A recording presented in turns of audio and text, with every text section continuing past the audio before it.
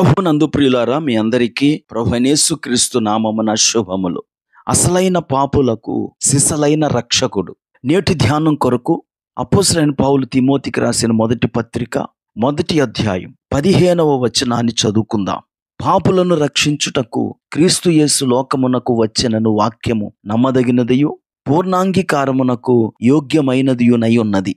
అనేక సార్లు మన హృదయాల్లోని పాపాలను పరిశీలించినప్పుడు మనము చాలా చింతకు లోనవుతాం. అటువంటి సమయాల్లో మన శత్రువు మనపై దాడి చేయటానికి సిద్ధంగా ఉంటాడు. నిన్ను నీవో చూసుకో, నీవు అసలు రక్షింపబడలేదు, మునుపు నువ్వెంత ఘోరమైన పాపివో ఇప్పుడు కూడా అంతే పాపివి అంటూ మన చెవిలో గుసగుసలాడుతూ ఉంటాడు.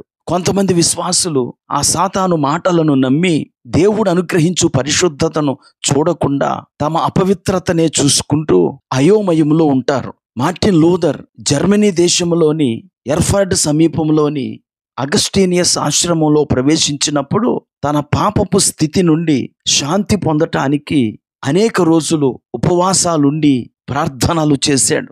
ఆశ్రమంలో అతడు తనకున్న సమయాన్నంతా ఉపవాస ప్రార్థనలకే వెచ్చించేవాడు. అయినా మార్టిన్లోని అపరాధ భావం తొలగిపోక అతడు తన పాపాలను పదే పదే గుర్తు చేసుకొని కలవరపడుతూ ఉండేవాడు. ఆ సమయంలో ఆశ్రమంలో ప్రధాన ఆచార్యుడిగా పనిచేసే జోహాన్ వాన్ స్టౌపిడ్జ్ అనే గురువు లూథర్కు ఆధ్యాత్మికంగా సహాయం చేశాడు. మార్టిన్ లూథర్ ఈ స్టౌపిడ్జ్ గారి యొక్క సామాన్య జీవితాన్ని చూచినప్పుడు, ఆయనతో గడిపినప్పుడు తన కల్లోలిత హృదయానికి శాంతి సమకూరింది.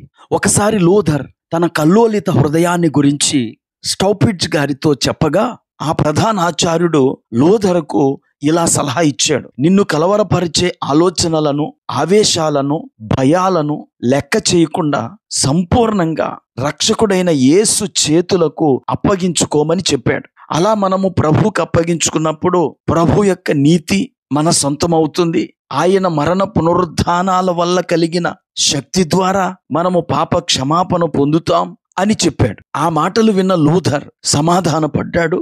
అయితే అనతి కాలంలోనే లూథర్ మరలా తన రక్షణానందాన్ని పోగొట్టుకున్నాడు. అయ్యో నా పాపం, అయ్యో నా పాపం అంటూ ప్రలాపించాడు. అప్పుడు మరలా ఆ ప్రధానాచార్యుడు అత్యంత దయతో ఇలా జవాబిచ్చాడు: యేసు ప్రభువారు చిన్న చిన్న పాపులకే కాదు, పూర్తి శిక్షార్హులైన అత్యంత ఘోర పాపులకు కూడా యేసు రక్షకుడు అని చెప్పి యేసుపై విశ్వాసం ఉంచి నీ పాపములు క్షమించబడ్డాయని నమ్మమన్నాడు. అలా నమ్మిన తరువాత మార్టిన్ లూథర్ యొక్క హృదయం కుదుటపడింది.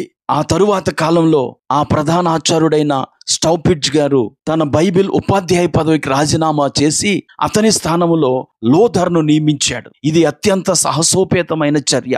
ఇప్పుడు లూథర్ స్వయంగా బైబిల్ని అధ్యయనం చేసి దాని ఆధారంగా ఇతరులకు సలహా ఇచ్చేవానిగా ఉన్నాడు.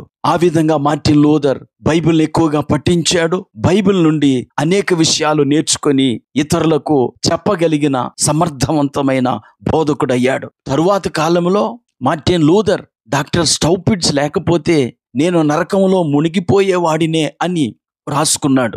ప్రియులారా, ఈ మాటలు నేను ఎందుకు చెప్తున్నానంటే, మన ప్రభువు పాపులను రక్షించుటకు ఈ లోకానికి వచ్చాడు. ఆయనను అంగీకరించి కూడా ఇంకా మీ పాపాలని జ్ఞాపకం చేసుకుంటున్నారంటే ఆయన రక్త ప్రభావాన్ని, ఆయన విమోచన కార్యాన్ని మీరు సంపూర్ణంగా నమ్మలేదన్నమాట.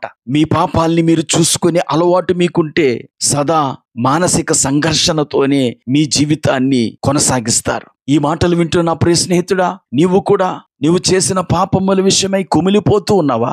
నీ పాపాలను చూసుకొని ఎల్లప్పుడూ ఆవేదన చెందుతున్నావా?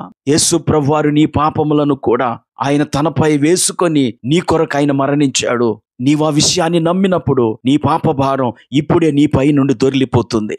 ఎంతకాలం నీ పాపాన్ని జ్ఞాపకం చేసుకొని కుమిలిపోతూ అభద్రతా భావంతో బ్రతుకుతారు? నేడే మీ పాపాలను చూసుకోవడం మానేసి క్రీస్తు వైపు చూడండి. భూదిగంత నివాసులారా, నా వైపు చూచి రక్షణ పొందండి అని ఆయన మనలను పిలుస్తున్నాడు. ఆయన వైపు చూచినప్పుడు మనకు తెలిసేది ఏమిటంటే, మన పాపాలకు అక్కడ పరిహారం అయింది. మన పాపములు ఇక మనపై పెత్తనం చేయలేవు. మన పాప ఫలితాన్ని మనము ఇక అనుభవించక్కర్లేదు అనే విషయం ఆ సిలువను చూచినప్పుడే మనకు అర్థమవుతుంది. ప్రార్థన చేసుకుందాం. కృపా కనికరము కలిగిన మా తండ్రి, నీకు వందనాలు. అసలైన పాపులకు సిసలైన రక్షకుడిగా మీరు ఈ లోకానికి వచ్చారు. నీ శిలువ మరణ పునరుద్ధానాల్ని నమ్మి నిన్ను రక్షకుడిగా అంగీకరించి పాప క్షమాపణ పొంది నిశ్చింతగా జీవించే భాగ్యం మా వీక్షకులందరికీ దయచేయమని యేసుక్రీస్తు నామమున ప్రార్థించి వేడుకుంటున్నాము. ఆమేన్.